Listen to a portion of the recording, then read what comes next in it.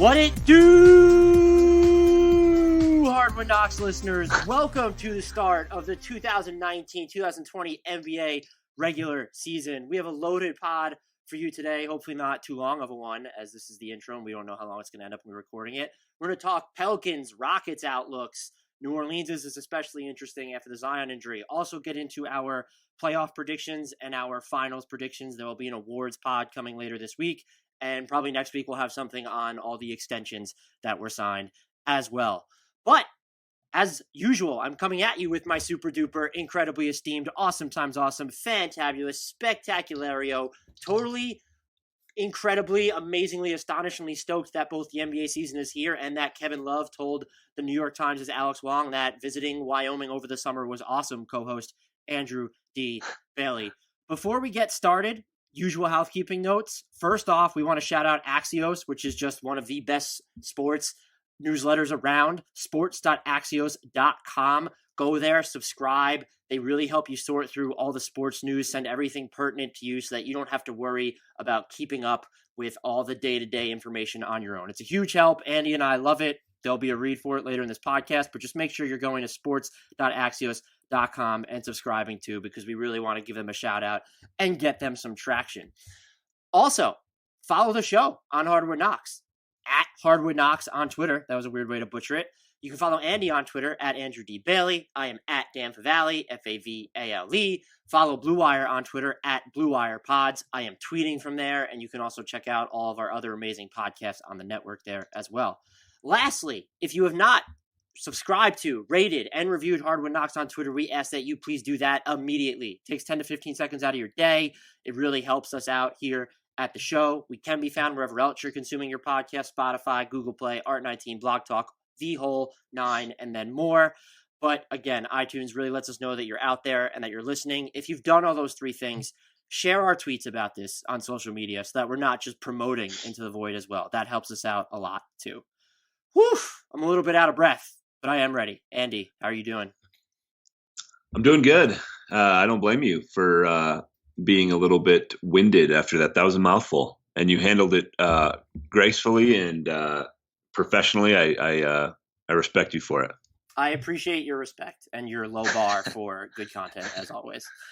Where do you want to start with, the Rockets or the Pelicans? Let's go Rockets. All right, so we're going to be doing the Sexy Six as usual. We each have two things we're watching, general observations, and then we'll each have something that we think is flying under the radar with this team.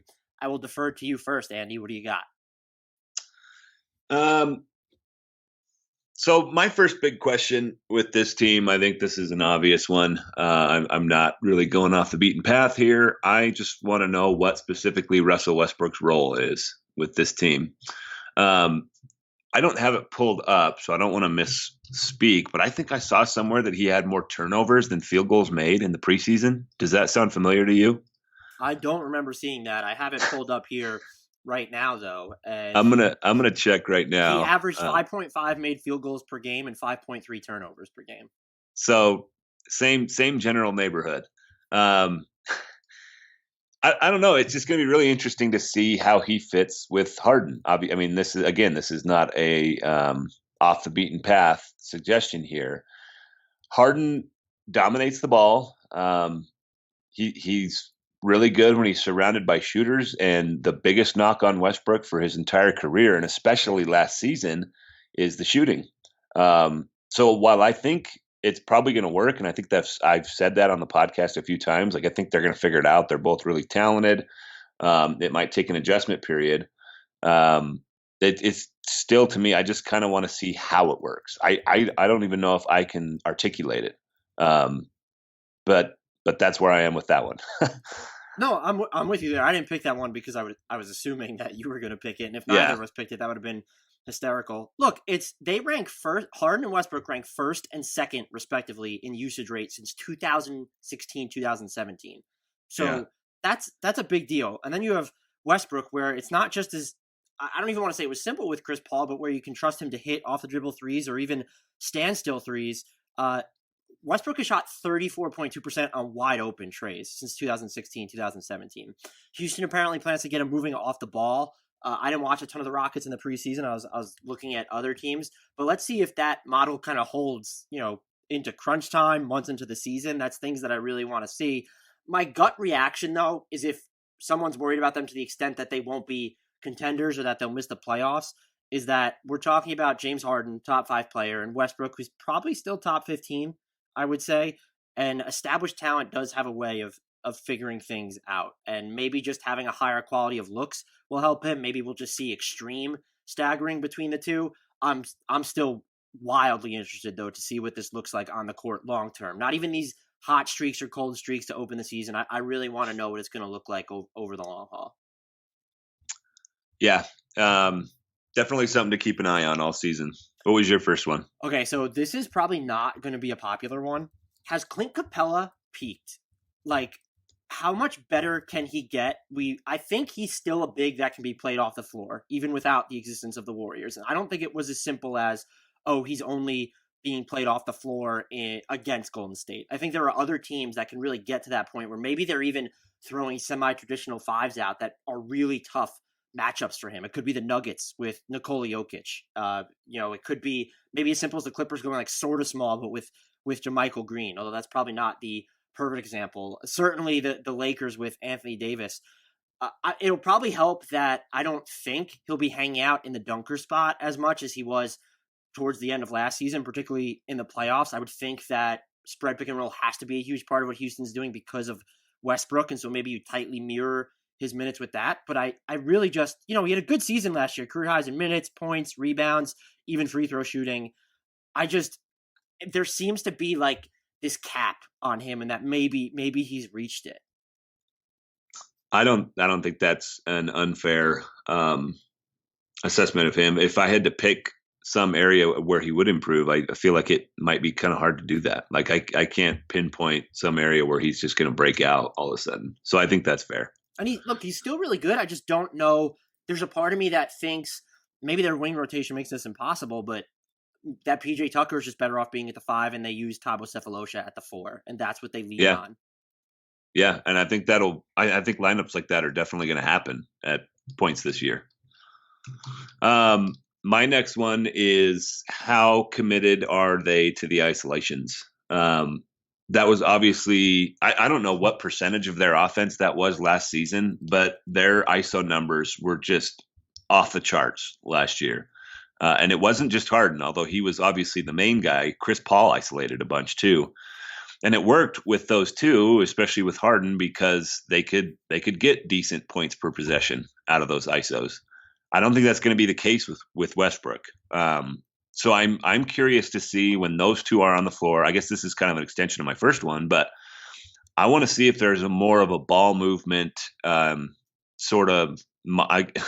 I'm going to say modern offense, even though the Rockets like ISO heavy thing is even more modern than the than the recent ball movement trend, I guess. Or I could say it harkens back to the early 2000s.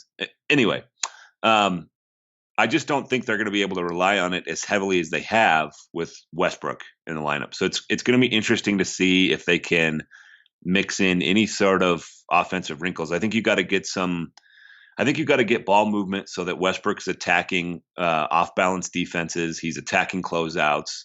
I want to keep him moving towards the rim. I know there's been some talk that he's going to get some threes up, but I think you got to take advantage of his strengths. And that's, to me, going to be attacking a disadvantaged defense, and I think ball movement does that.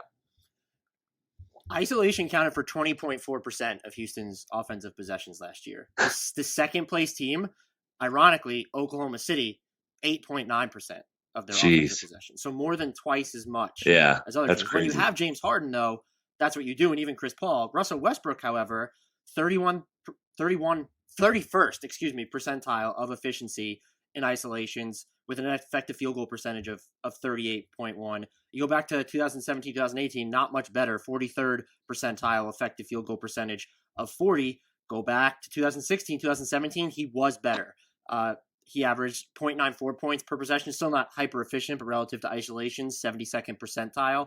And then going back one more to 2015, 2016, this is before Durant left, he was in the 37th percentile of isolations. So statistically not an efficient ISO player, which is why maybe that bodes well for Clint Capella. But it'll kind of be interesting to see how they sort of generate.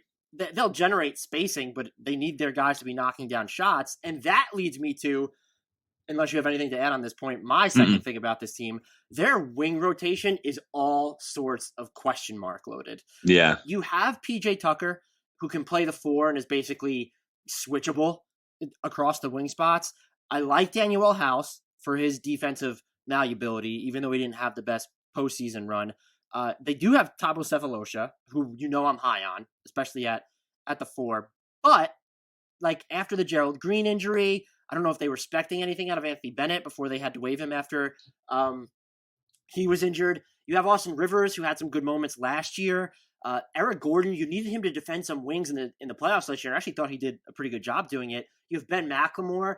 There's just all sorts of like fluctuating, unproven talents aside from Eric Gordon and PJ Tucker that you kind of need, or old heads if you're looking at Thabo Sefolosha, that you need to log these minutes. And Gerald Green ends up being a big loss for them. I'm also wondering if maybe that's why we don't see a lot of PJ Tucker at the 5, is they weren't the best defensive lineups last year. And now that you've effectively lost 2 wings, because we can include Anthony Bennett, even though he was waived, it does get a little bit harder to throw out those lineups unless you really trust Daniel House at the 4 or Thabo Sefolosha at the 4. And so I'm very intrigued / concerned to see whether they get just something out of these flyers that they need to hit on. And I would say they need to hit on at least one of them. And I'll say, even though they re-signed Daniel House and he was there last year, same with Gary Clark, I'll call them flyers. And they probably need to hit on at least 1 or 2 of these guys now in a big way. Yeah, I think that's definitely a big thing to watch for with this team. My last one is James Harden's catch and shoot numbers. I guess your mine under are the all radar Rocket storyline. they're all kind of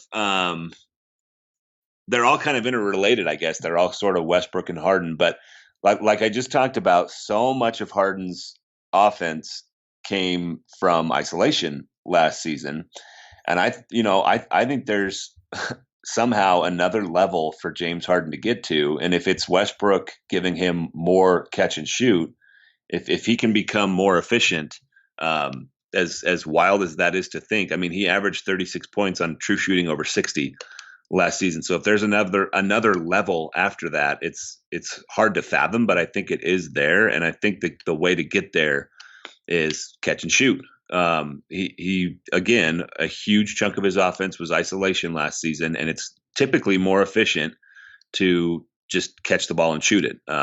Statistically, it's always been that way. And for those of you who've played some ball, even if it's like pickup level, you know that it's generally easier to catch and shoot than it is to shoot off the dribble. So I'm very curious to see sort of what the next level is for James Harden, and I think that's the path to get there.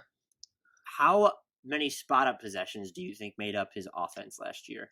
I'll give you a percentage, over under 6. I feel like you're trying to trick me. I'm going to say over. Under 3.2%. I actually tried to give you a gimme there. Not even close. He did average 1.19 points per possession in that situation. 5.1% in 2017-2018, the first year with Chris Paul. I think they probably, and he wasn't efficient in those situations that year, by the way. I think they ended up needing to rely on him more these past 2 years than they thought they'd have to. Certainly last year with Chris Paul's injury. I can see the argument to up his catch and shoot percentage, or maybe you need to make it work with Westbrook, but then I wonder if that sort of rankles the pairing at all, because I don't know that I want the ball out of James Harden's hands, because I know Westbrook has averaged more assists, but Harden's the better passer to me. Yeah, I think that's fair. But I also think I don't know how many other ways you can get Westbrook involved to the degree that he needs to be involved. Yeah. Because I think if he's spending every possession off the ball when they're together, that's not the optimal offense for them. Just because he's a terrible catch and shoot target. Maybe he has a career year there. Who knows? That's the whole Westbrook Harden thing is just certainly tantalizing. It's going to be. I want to see how it works. Everyone wants to see how it works, and it sort of does give this team, their floor is still extreme. Their ceiling is still extremely high, but it gives them probably a little bit more variance than I think in most thought to be contenders. My under the radar thing for them is I don't think we're talking enough about how this team has impulsive mid-season, maybe early season trade potential because their Yeah. Tillman Fertitta is just, again, it seems like he's very impulsive when you just look at the things he said. He called James Harden the best defender when he's locked in the NBA over the offseason. I get supporting your player, but like we need to choose our words more carefully there. So you look at it. I don't think they'll trade PJ Tucker. I would be shocked because there's not going to be a star wing available. My guess would be this year. Eric Gordon, I would also say they're not going to trade just because I know his 3-point percentage wasn't super high last year, 36%, but one, he shoots 38.3% on catch and shoot triples, which is going to be huge when you're playing alongside such ball dominant talent. But he converted more threes from 27 feet or deeper last year than everyone except Stephen Curry and James Harden. And so having someone who shoots from that far out is even more imperative to open the floor around Russell Westbrook and definitely the Westbrook Harden pairing. So he seems, and with that extension, it all just, that seems like it might make him more difficult to trade anyway. I don't know which teams would really jump at that. And so then I end up, there's obviously the Nene contract, but one, how willing are the Rockets actually to pay the tax by using that? And it also doesn't seem like the deal that they ended up with. It's not that it doesn't seem like they didn't end up with the deal that they wanted when they initially signed him. And so I'm looking at Clint Capella here then because he has the 15 million-ish salary. And for a starting center, you look at, it's on an upward scale, I believe, his contract. Yeah, but he never makes more than 18.2 million over the next 4 years. He's still relatively young. And so if you're the Rockets and you're fine rolling forward with Tyson Chandler and PJ Tucker as your 5, maybe you're getting back a reserve big in any trade, that's the name to keep an eye on. The caveat is I don't think they're just going to throw him away where it's, Clint Capella to Atlanta for an Allen Crabbe or something like that. I don't think that happens, but it's just sort of a name to me to watch because if this team gets off to a slow start or if it seems like there's a gap they need to bridge before they're join the circle of contenders, like what if Kevin Love is eminently available? I don't know how interested Cleveland would be in Capella. They have Larry Nance Jr., so maybe there's and Tristan Thompson there obviously, but maybe there's a third team in there. So they're just a team to watch there for me.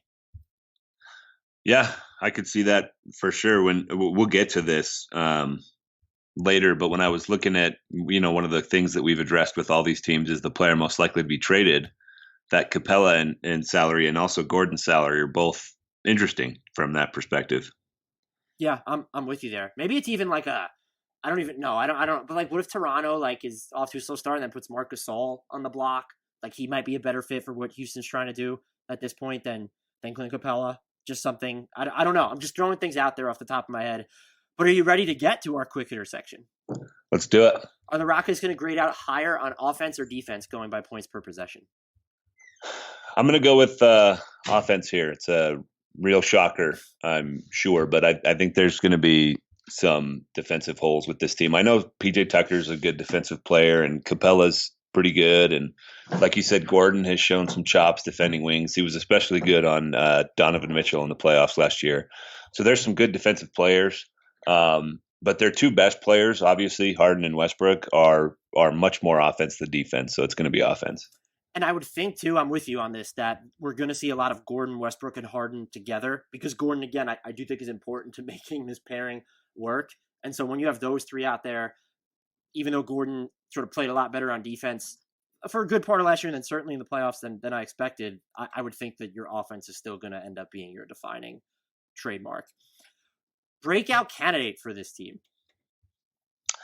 I'm going with Daniel House. I don't know. Maybe he broke out a little bit last season, but I think he's going to have a bigger role this year. And as you mentioned, one of these wings that they have is going to have to pop, so to speak. And he shot 41.6% from three last season. He only played 39 games with the Rockets. So there was certainly a chance that was going to fall off at some point, but he's got, good form. He looks like a solid shooter to me, and that's going to be important when Westbrook's on the floor. I think you're going to need as much shooting as you can get from the other four spots. So of all the sort of wings that are possible breakout candidates, he's the one for me.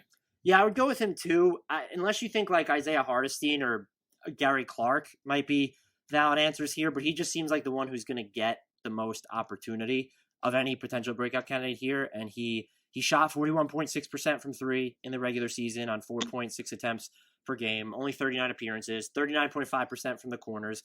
And again, with Gerald Green out, it does feel like they'll have to lean on him more. And if you're going to put someone at the 4 in those PJ Tucker lineups, my guess would be that it's going to be Daniel House or Thabo Sefolosha. And so then instantly he's just critical to how their defense fares.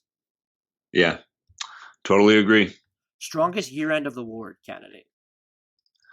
This one's definitely got to be James Harden for MVP because he's second place, like in perpetuity. I'm with you there. The only other one I would really consider is maybe Mike D'Antoni for Coach of the Year. Because if the Rockets end up being like a 2 seed in the West after everyone doubted the Westbrook pairing, I don't think that puts Morey in the conversation for Executive of the Year, but it would certainly put D'Antoni in the combo for Coach of the Year. Yeah, I could see that for sure. Offbeat lineup you're dying to see from the Rockets. I went with Westbrook, Gordon, Harden, House, and Tucker. And I thought it was interesting that you mentioned a couple times that front court possibility because that's the one that I want to see. I mean, Westbrook, Gordon, and Harden. I mean, I guess this entire lineup is one that we'll probably see, but Westbrook, Gordon, Harden is a trio that we're definitely going to see. I would just like to see it paired with that super small ball front court. And, I think Tucker, have we gotten the Rockets measurements without shoes since they're going around the NBA doing that? I wonder what PJ Tucker is. Probably like 6'3".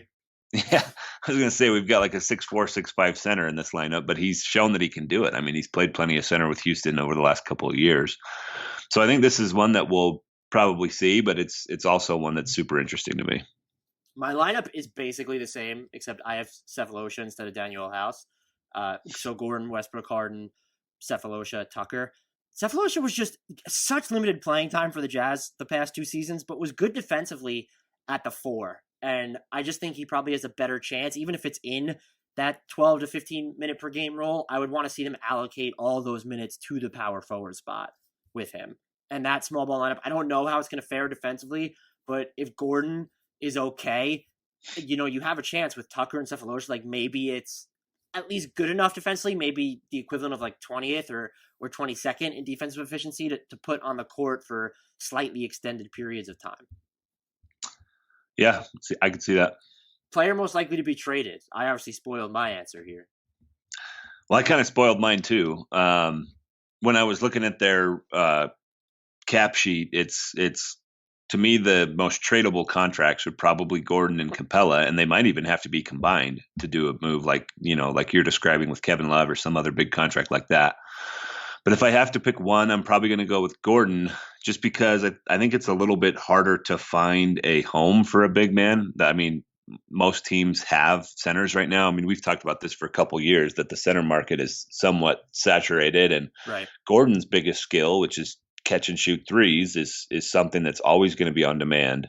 So I think he's maybe a little bit easier of a sale if they put either one of those guys on the trade market. I would agree with you, but I'm sticking with Capella just because I think that he's probably, it feels like they would only make a move to go after a marquee-ish name, and Capella is going to be the closest, the best salary anchor to do that, and then probably the only player that you can sell as an upside play to a team if they're looking to hit a reset. Yeah, I can see that. Where do you think the Rockets will land in the West? I've got that giant range. I think I did this with maybe a couple teams in the Northwest Division as well, but somewhere in the 1 through 6 range, just because there's so many good teams in the West. I think it's borderline absurd to try and actually pick seeds for any of these teams because they're all so close.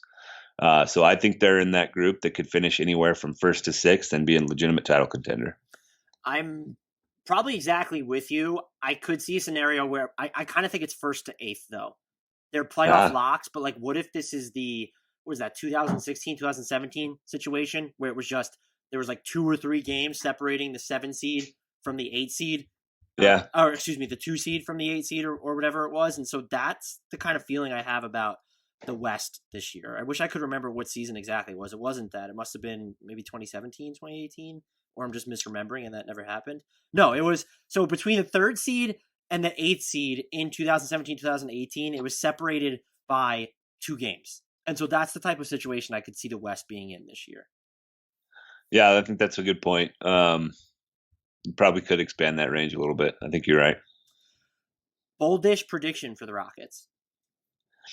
All right. Did you see the quote? I think it was from D'Antoni about how he thinks Harden can average near 40 points a game. I did see that. I'm not going to go there, but I am going to say that he averages more than he did last season, which I believe was 36.1, correct? So you're basically picking him to win the scoring title unless Steph really averages 40. Yeah, so yeah, I guess that would be a dual prediction for me because I don't think Steph gets that high. I think he'll be low 30s, like 31, 32 maybe. And I think Harden gets up to like 37 this season. Jesus. That is a bold crazy prediction. as that sounds. I think a big part of James Harden's game at this point is just like expanding the bounds of what we think is possible for scorers. Like it seems like that's something that he really cares about. Like he had that other quote this preseason where he talks about how he's an innovator and he likes to expand the game and all that stuff. So I think it's like a personal challenge for him to top what he did last season. I like it. I could go that they're going to pull a trade, but I feel like I've talked about it so much that I don't want to talk about it anymore, even though that is what I believe. I'm going to just say that when we look back upon this season, maybe they're a disappointment in the playoffs, but I think that the Russell Westbrook James Harden pairing is going to work out better than expected. I would say the consensus is they're going to struggle and that the Rockets are going to be worse than last year. I just feel like that's not going to be the case because they want to play together. And I really just feel like in these situations where there's not that chemical issue between the players, the talent is going to win out. And to have two top 15 players, what you've essentially gone from is Chris Paul's probably like top 25, top 30 right now. So you've gone from having two top 30 players to now two top 15. And I think we'll feel that difference by season's end. I agree with that. I think they're going to be pretty good together. I know that, that was the focus of my questions at the top. But I do think they're going to figure it out. To what degree, I don't know. I don't know if that makes them a title contender or what, but I do think they'll be good. Following a team you love in 2019 can be time-consuming. Trying to follow everything happening in sports is almost impossible. Scrolling through every app and visiting every website on a daily basis is impossible. That's why I subscribe to Axios Sports, the best free daily newsletter in the land. Axios Sports is a modern sports page delivered directly to your email inbox. When you sign up for free at sports.axios.com, you'll get the best stories from the NBA and NFL to cricket and ping pong and everything in between. Axios Sports also highlights the most important stats and trends, giving you the ability to stay informed. It's super simple to sign up, and again, it's free. Who doesn't love free? Sports.axios.com. Not only will you be caught up, you'll be the friend sharing an amazing link with your buddies. Join the 100,000 sports fans who get caught up on the day before it even begins. And best of all, there's no paywall, no subscription fee, absolutely nothing. This is free, curated sports content delivered directly to you. Sign up at sports.axios.com. Again, try for free at sports.axios.com. The New Orleans Pelicans. Where do you want to start with them, Andy? Well, I guess the elephant in the room right now is Zion Williamson, who just had a surgery to repair a torn meniscus. And I think we just got oh, never mind. Shams just tweeted sort of a behind the scenes story about the knee injury. I thought maybe it was more news, but I'm guessing it's just a look back on everything. They say he's out 6 to 8 weeks. I sort of think that they're probably going to wait a little bit longer than that. This seems like the kind of injury that you're going to be extremely cautious with. I hope that it's not like a Blake Griffin situation where he ends up missing his entire rookie season. But if it means relative health going forward, then I'm all for that. It certainly puts a damper on the season for the Pelicans. I thought they were a sneaky playoff contender, not even sneaky because a lot of people thought they were a playoff contender. It's crazy to say, but because he's a rookie, but without Zion, I think a lot of that stuff probably goes out the window. I mean, from what I saw in the preseason, he was a huge part of what made them go. He averaged, I don't have the numbers in front of me, but he averaged something like 23 points on 12 field goal attempts. He was just a machine out there. And I think this changes a lot of things for the Pelicans. So I guess this is just sort of a general what's going to happen with Zion Williamson. Will they be well below 500 by the time he gets back? Does that change their approach to this injury? Are they no longer a sneaky playoff contender? I think there's just a bunch of new questions surrounding this team now that he's hurt. Yeah, I should have went first, so I could have taken the gimme one on this one. But it's what is interesting, or maybe it's not interesting. But as Jeff Stotts from In Street Clothes noted, like they elected so they go with the I think the meniscectomy or whatever it is, or removal, and it's the more common of the two meniscus procedures, according to him, because it has the shorter recovery window. But then you are at a higher risk of long-term issues. And so you hope that that's not what we see from Zion.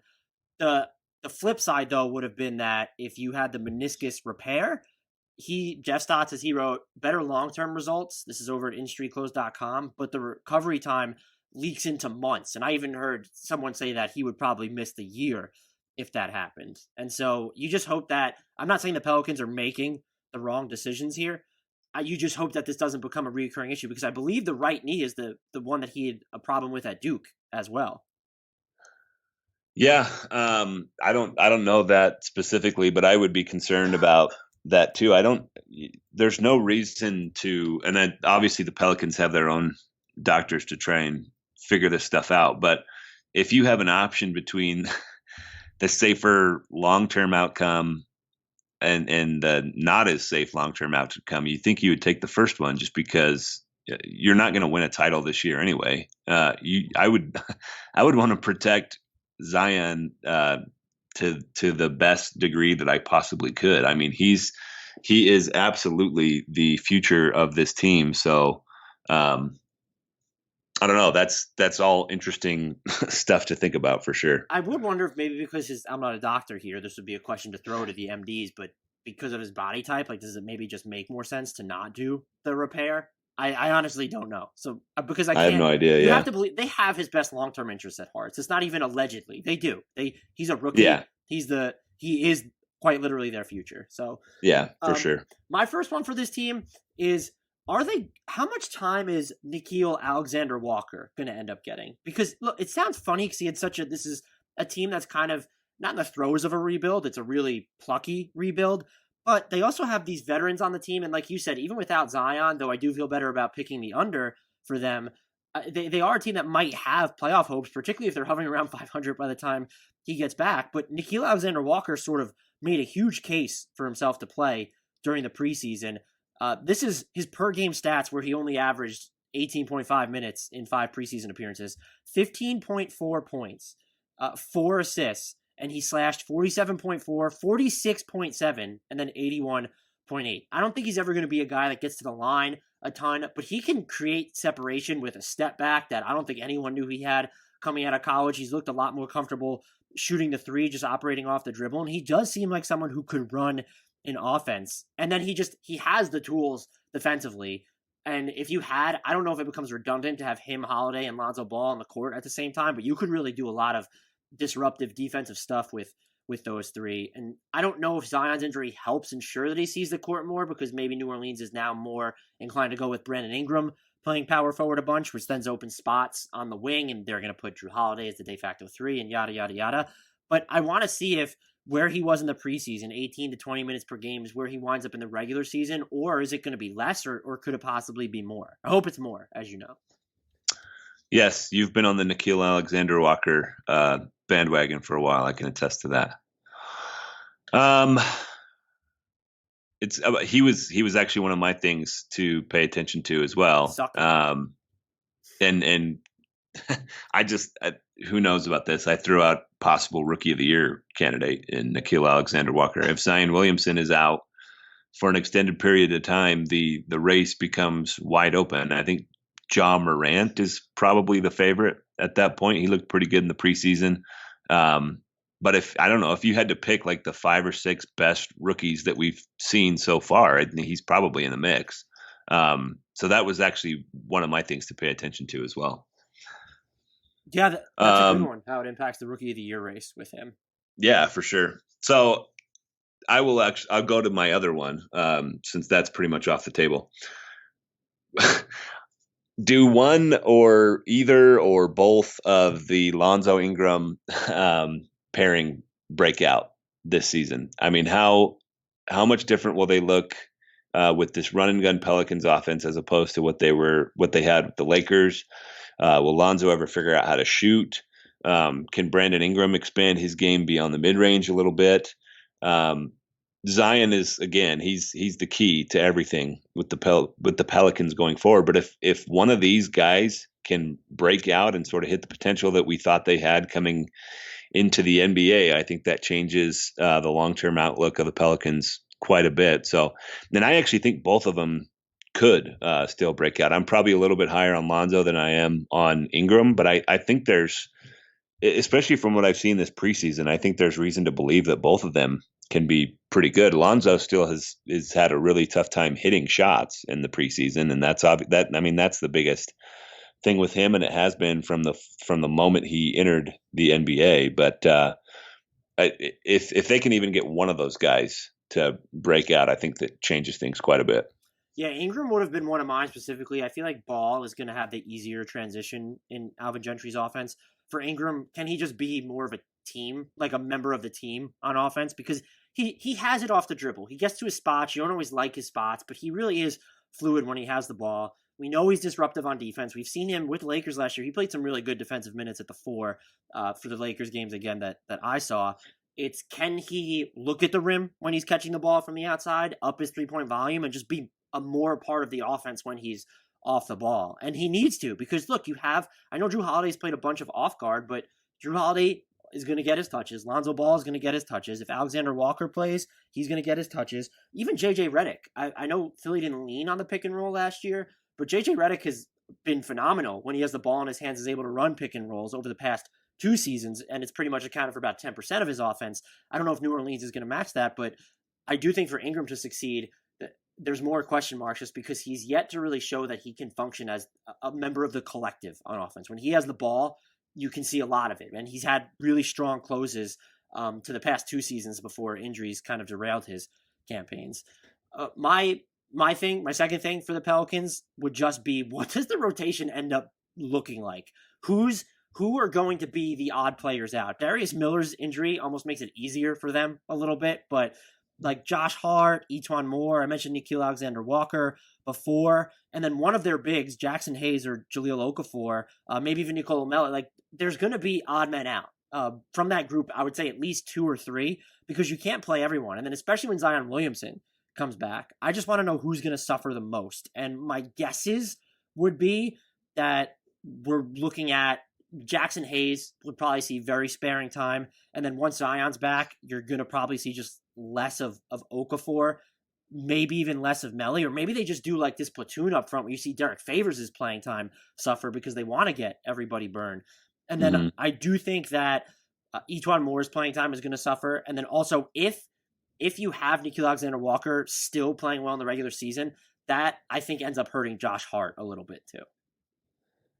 Yeah, they're one of those teams that almost has too many guys, and you probably can't go there with a team like the Pelicans because they're young and they have plenty of opportunity to experiment this season. But there are a lot of guys who could be rotation players on this team. It's a wild spot to be in for a team that just traded their franchise player a few months ago. This is one of the quickest rebuilds I think we've ever seen, and maybe I'm jumping the gun a little bit there because we haven't actually seen them in the regular season yet. They're going to be without possibly their best player for a couple of months, but they are loaded with talent, and that makes figuring out a rotation pretty tough. And you already went to your third thing, right? You used that up. Yep. So yep. I'll throw something else out there. It's the under the radar thing. It's kind of similar to the Rockets one, but as my Slack continues to go off like crazy, the NBA 100 published, say, a Bleacher Report for anyone who wants to check it out. So I'm being inundated with questions and everything. So anyway, this team is more built for a trade than I think we're talking about. It sort of feels like because now Bradley Beal signed his extension and they're rebuilding that they wouldn't be a team that makes that move. But if there's someone who's a little bit younger that's on the trade market, I could see them really going for it. And so the two names that are standing out to me, this one I don't wholeheartedly believe will reach the chopping block. But if the Pacers start out slow and they're really concerned about the Sabonis-Turner pairing, maybe they kick around what Turner could get on the open market. I know there were reports. I think it was from Jay Michael who covers I think I'm misreading. It was someone who covers the Pacers had a report that people were trying to get him over the offseason, and one of them was the Pelicans leading into the draft, and the Pacers rebuffed it. I'm just wondering do we see that change because they just paid Sabonis? They can't. The poison pill stuff is going to make it difficult to trade him. So he would be the one that I would want to move long term. But do the Pacers consider it if the offer's there? If Oladipo comes back and isn't himself, and they kind of fall out of the playoff picture in the East, or they're about to? And this team just has really interesting contracts when you look at Favors' expiring deal, $17.7 million, Etuan Moore at $8.7 million. I know Darius Miller is injured, but he has a non-guarantee next year that's fully non-guaranteed. So his $7.3 million salary becomes an interesting trade chip. And that's just if they look at moving Ingram, maybe, just because they don't want to pay him in restricted free agency. And he seems, with Jaylen Brown now off the market, one of those players that might get that, no, he's young, we're just going to try and drum up his price. And if the Pelicans match, then we've hurt their books a little bit. If they don't, we have this young player. So I think they could do something. Maybe it's an Aaron Gordon. Orlando they have just so many bigs and stuff that if they don't really trust Aaron Gordon as a 3 long term or someone who can handle the ball, they look at moving him, and he would be a great fit next to Zion Williamson. A smaller front court, but I still think they could be really good defensively. That's something that I think we need to watch out more for with this team than we're talking about. Yeah, I could see that. I think that goes into having a ton of talent, which we just talked about too. I mean, you certainly have more opportunities for trades if you want to go that route. Quick hitters. Did you want to lead us through these, or you want me to keep going? I can do it. Yes. Are they going to grade out higher on offense or defense? This one was actually kind of tough for me. I'm going to say offense just because the number of young players. But I could see them being up to like top 10 in both. Maybe with Zion out, that's being a little bit, overzealous. But I'm going to say offense. I have Sub-Zero confidence in that pick, though. Sub-Zero, my favorite Mortal Kombat character. That was interesting. I was never a Mortal Kombat guy. You were not ready for that poll, were you? No, did you play it on Sega? Oh, yes. Okay. Oh, I did. And I was always trying very hard to make sure my parents didn't see that I was playing that game. I don't know if it was like allowed for my older siblings and not me, but I do remember thinking like, I cannot let my parents see me playing this. Anyway, where am I? I'm going to go with defense. I love it. I'm with you. I think this was actually a pretty hard decision to make. I went back and forth a couple times. But I think Drew Holiday, stellar defensive player. Derek Favors, really good defensive player. I think Lonzo Ball's better on defense than he is on offense right now. Ingram has the length to be really good on defense. So I think you're right to be concerned about the youth, and generally young teams aren't great defensively. But I think they have some really good defensive anchors on this team. So I went with defense. It could very easily be either to me. Yeah, for sure. Breakout candidate. I'm just going to go with Nickeil Alexander-Walker. I just feel like I know it's a rookie, and we're hesitant to do that. If I had to pick another one, I really would. I'll die on the Brandon Ingram hill. I will. Yeah. I will be murdered on that, and do not care. So he would be my pick. But Nickeil Alexander-Walker, I couldn't believe. Look, I get infatuated with one or two players ahead of every draft I don't think are getting enough love, and I'm never going to take real victory laps because of all the times I'm wrong. And just to throw that out there, yes, I had Shai Gilgeous-Alexander as one of them. I also had Frank Ntilikina and Justin Patton as previous picks in that category too. So, but I just feel like he's going to demand playing time for this team, and we're going to see him be a meaningful contributor to a team that's not going to be flat out bad. They're a team that, even if they don't make the playoffs, I think is going to be respectable. So he's going to be my pick. I think that's a fair pick. I am going with Nicolo Melli. He kind of strikes me as like the next Nikola Mirotic, and that might not sound like a real high ceiling, but Mirotic was a good, solid player for the years that he was over here in the NBA. never had like a huge role on any of the teams that he was on, but he was a decent catch and shoot guy. One thing that's impressed me about Melly as I've watched him in the preseason is he really attacks the boards. So I think there's more to him than just a catch and shoot option. I think he plays hard. He's not going to be like a lockdown defender or anything, but I think he's going to be an important player for them. He's going to be in the rotation all season, I think. So he's mine. I dig it. I wonder if they kind of go with Zion out, if they are looking to play small. Do we see like him at the 5 a little bit? Yeah, I could even see that. I think he's 6'8", but he just plays big. He really seems big out there. And I think there's a difference between I think guys who aren't necessarily big can play bigger than they are. That's what I'm trying to say. David Nwago agrees. Yeah. Strongest year-end award candidate. This is tough, but I'm going to say Rookie of the Year because they have 2 possibilities. Zion, if he comes back within the 6 to 8 week window and then we don't see any setbacks from there, I think he could still absolutely win it. And as infatuated as we might be with John Morant or RJ Barrett, DeAndre Hunter handling the ball a bunch in Atlanta, Brandon Clark in Memphis as well, I think that this rookie class is probably still a little bit weak enough where he could, even if he misses a ton of time, that maybe voters will gravitate towards him. But also Nickeil Alexander-Walker. We already talked about it. If Zion's going to be out and he actually gets a role on this team, that's someone who could distinguish himself. The only other one that I could really make a case for, I think, would be like, I don't even know if I could. Maybe a most improved player if you're looking at Ball or Ingram. But beyond that, they would have to win a ton of games for Gentry to get Coach of the Year. So Rookie of the Year is my pick by far and away.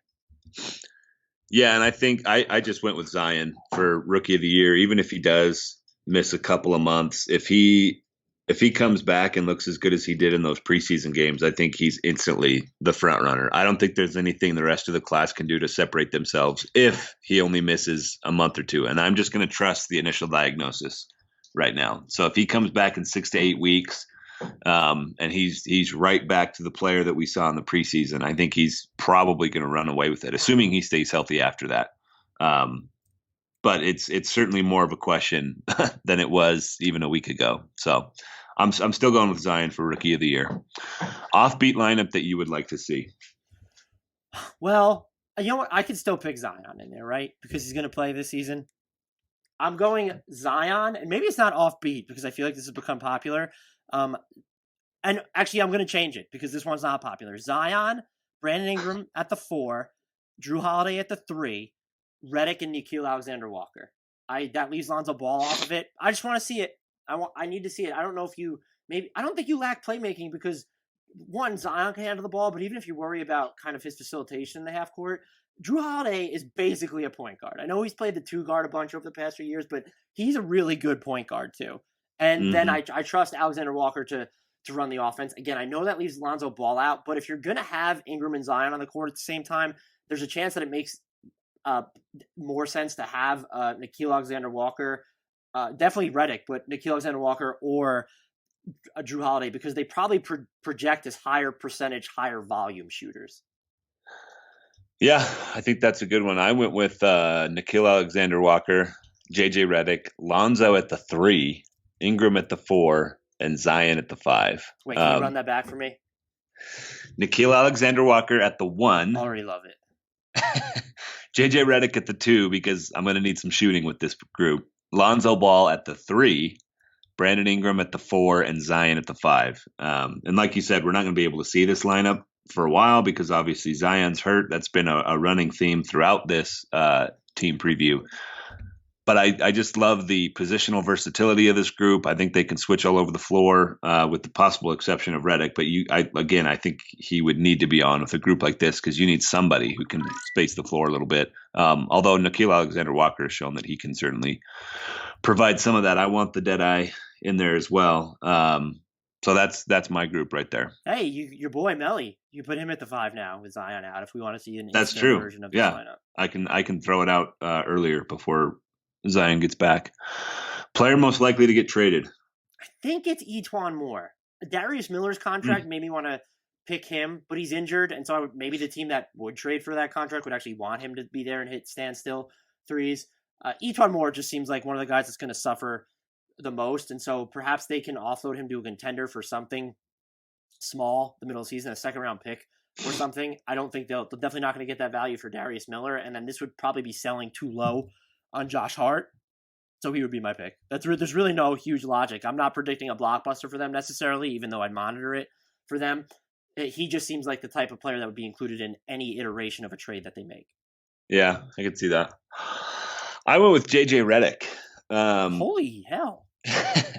Here's why. I don't think he'll get traded, and I honestly don't think the Pelicans make a big trade at any point this season. But if they're just not very good, which I think is in the cards, especially with Zion hurt for the first little bit of the season, they could look to explore some trade possibilities. And I think Redick is a guy, maybe more than anybody else on that roster, who can just instantly be plugged in on a contender. So a contender could talk themselves into, throwing a couple assets New Orleans way to get this knockdown shooter off the bench. I hate that cliche, but I couldn't think of anything else in the moment.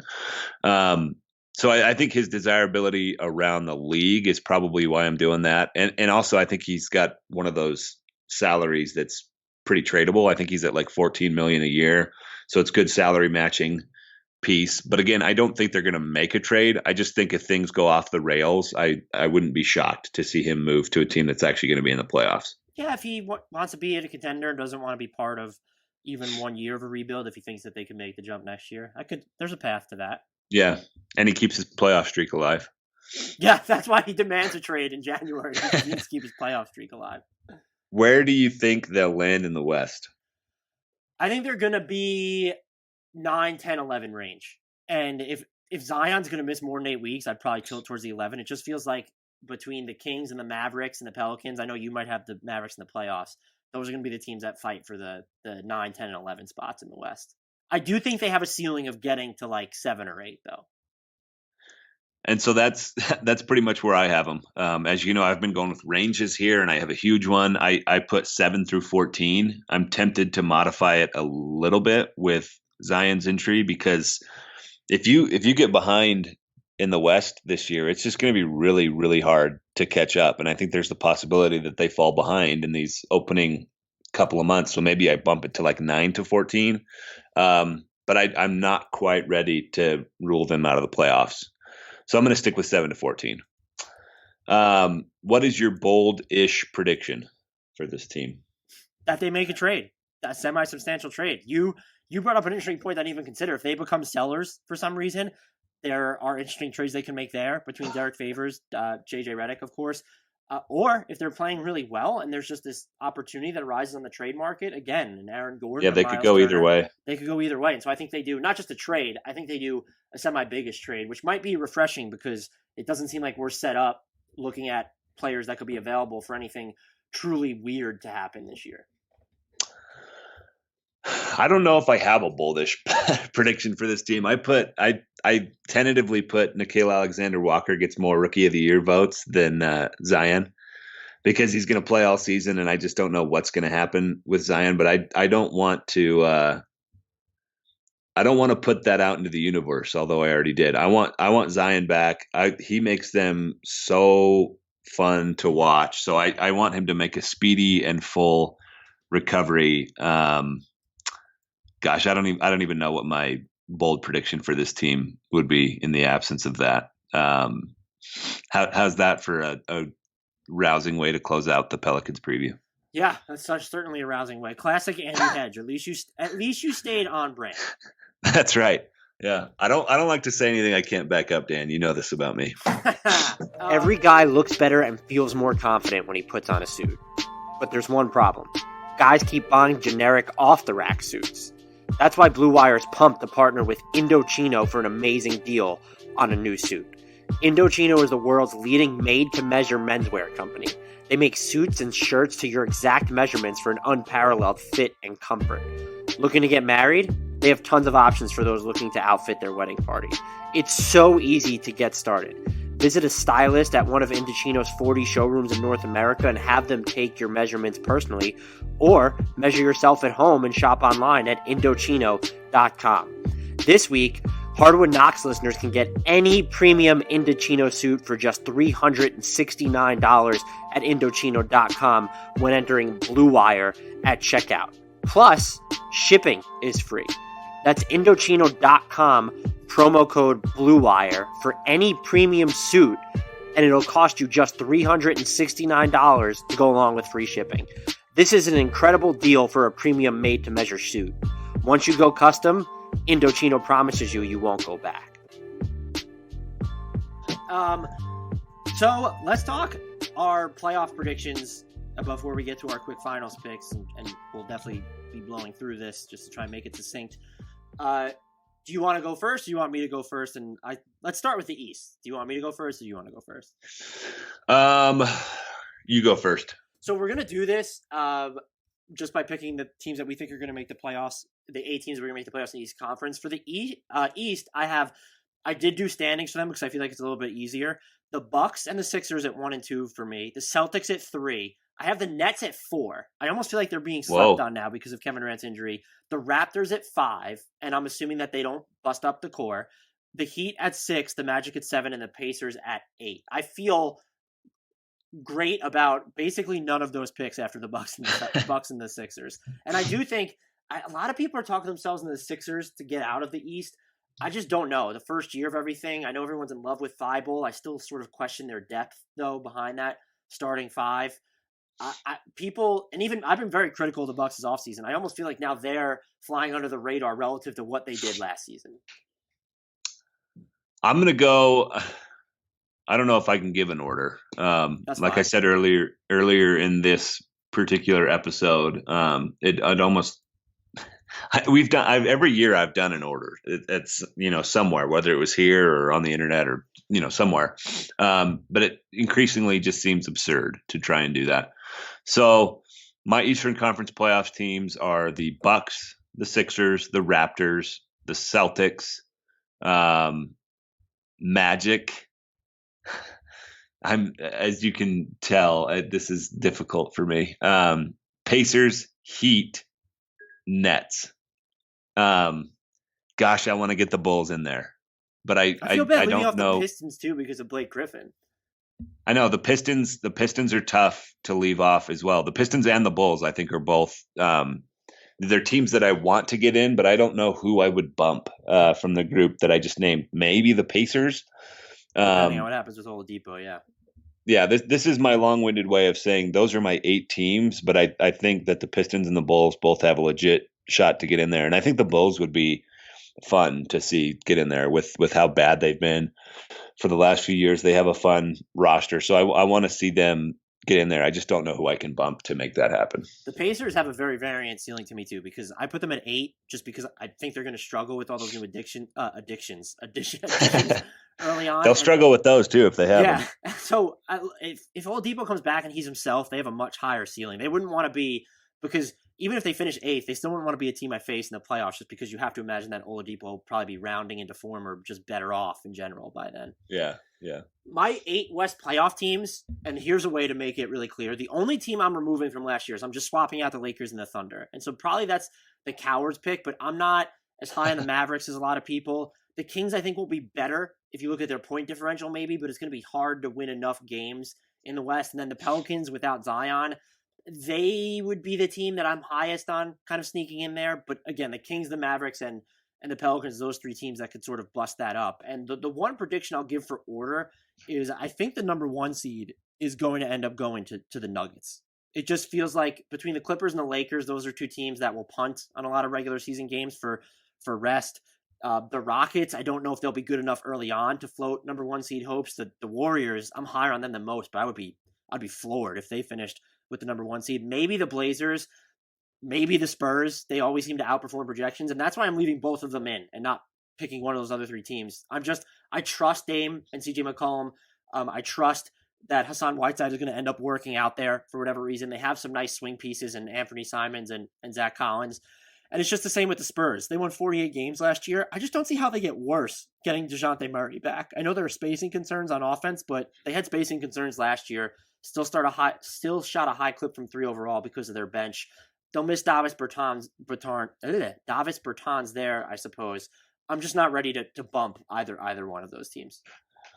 They will miss Davis Bertans, sneakily the one of the most important players for that team last season. I think we went over this in a different episode, I but think you've gone over that in many a different episode. yeah, I think I went over that thoroughly when they traded him. My Western, I'm going to get weird here. Western Conference: Rockets, Nuggets, Clippers, Jazz, Warriors, Lakers. What am I at? 6. Mavericks, and then I was going to say the Pelicans for this last spot before the Zion Williamson injury and the surgery news. I'm gonna just go crazy and say the Sacramento Kings here. So you bumped. I bumped the Blazers, the Thunder, and the Spurs. My God. I told you I was going to get weird. The thing about the West is there really are. I've been saying 13 teams, but that's probably a stretch. And I don't know. Maybe there are. How many teams can we definitively say have no shot at the playoffs? Is it just the Suns and Grizzlies? I want to put the Mavericks in there, but yeah, I think it's just the Suns and the Grizzlies. Look, even the Thunder. What if they don't trade anybody and they're healthy? I know if they don't, they're certainly a contender to get in for sure. Yeah, that's. I mean, you bumping 3 teams from last year is still absurd to me, but I dig it.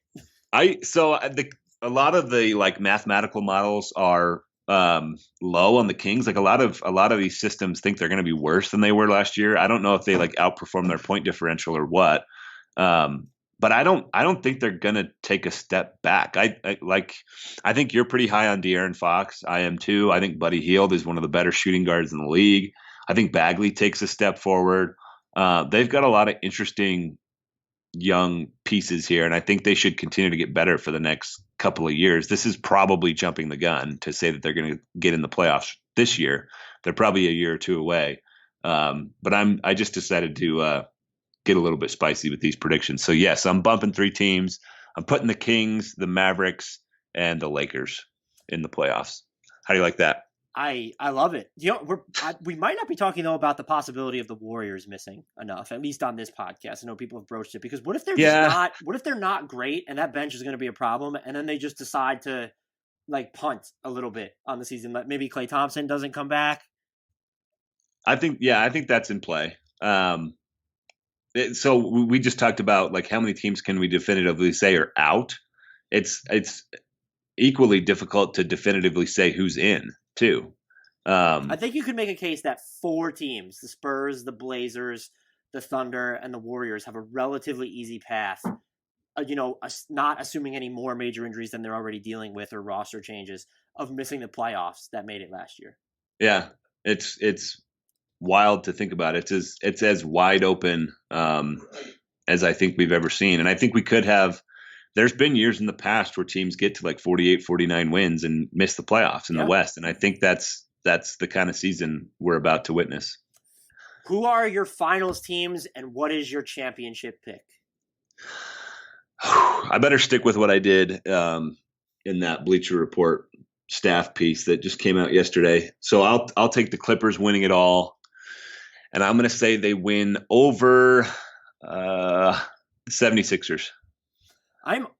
That's probably a popular finals pick, which is like fine. I mean, the Clippers they seem like they have the best team on paper. So that's a good pick there. I'm sticking with my pick at Bleacher Report that, according to you, was wildly unpopular. I'm going Nuggets over Bucks in the finals, and I'm very much aware that the NBA will have a heart attack if they have Milwaukee and Denver as the 2 markets in the finals. Look, they would have a heart attack because of the market size, but man, that would be, for people who actually like to watch basketball, that would be an incredible series.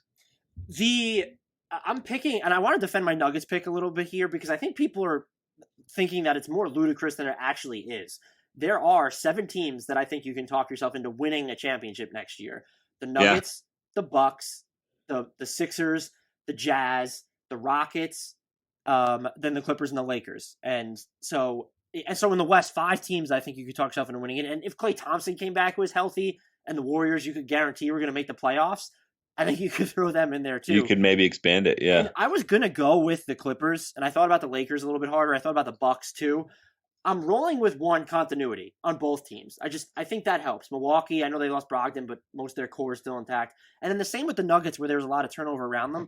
But the other thing is, this was the year I felt where I could go with an inkling because that eventuality of the Warriors is no longer there, and I didn't want to make what would have been kind of a coward's pick in my mind just by going with the consensus. I'm very much aware that I could be wrong, but you look at the Nuggets after the Jeremy Grant signing, if they get a healthy Gary Harris and Will Barton for the entire year, if Malik Beasley continues his upward trajectory, if Jamal Murray's just a little bit more consistent, I know there are a lot of ifs, but there are good ifs. And you still have Jokic, who's a top 5, top 7 player. I'd probably peg him around. I don't think I'm fully expecting to be wrong because unless you're taking the field against one or two teams, you're probably going to be wrong. Yeah. I just feel like this is the year where there was all this turnover that a team with continuity could really come out and obliterate the majority opinion. And perhaps I'm wrong. I'm fully expecting to be wrong, but I don't think the Nuggets are an absurd pick to win the title this year. I don't think they are either. Just before we close it out and to kind of put a bow on this conversation, for the heck of it, here's 538's title odds, chance of winning the finals. This is any team that has at least a 1% chance. Blazers, 1%. Raptors, 1%. Celtics, 2%. Jazz, 2%. Lakers, 3%. Warriors, 6%. Nuggets, your pick, 6%. 76ers, 14%. Bucks, 16%.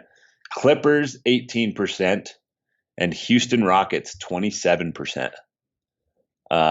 Their system loves them some James Harden. So that's where at least one mathematical approach puts it. So no, Nuggets is not an outrageous pick. Take that, Bleacher Report Twitter commenters. One of them said, right. I looked when you told me Favale should never pick a champion again. I didn't think the Nuggets were that offbeat of a pick, to be honest with you. They shouldn't be. You're right. That's a very reasonable pick. And if you want to continue to discuss these picks with us on Twitter, again, you can follow Dan at Dan Favale, Favale. I'm at Andrew D. Bailey. The show is at Hardwood Knocks. The podcast network is at Blue Wire Pods, and the sponsor is at NBA_math. As always, if you have already rated, reviewed, and subscribed to the show, make sure that you share it with your friends, family, coworkers, colleagues, whatever, random people that you bump into on the street. Share. And as always, until next time, we leave you with the shout out to Kyle Anderson. Oh, I switched the order. And Benno Udrih.